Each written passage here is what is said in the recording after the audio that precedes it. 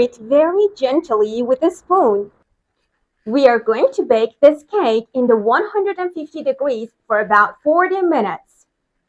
When the cake is done, remove it from the toaster. It's done! Nice smell. Put it on the ground and let it cool for about an hour before turning it over. I'm so excited to turn this cake over.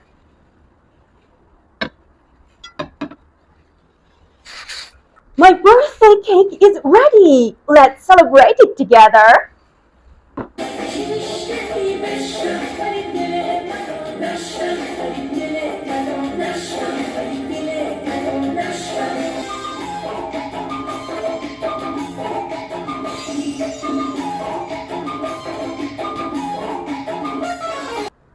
I'm going to blow out my candles, but before that, please make some wishes for me, like, hope you have an amazing day. Hope you have the best birthday ever. Hope this year is amazing for you.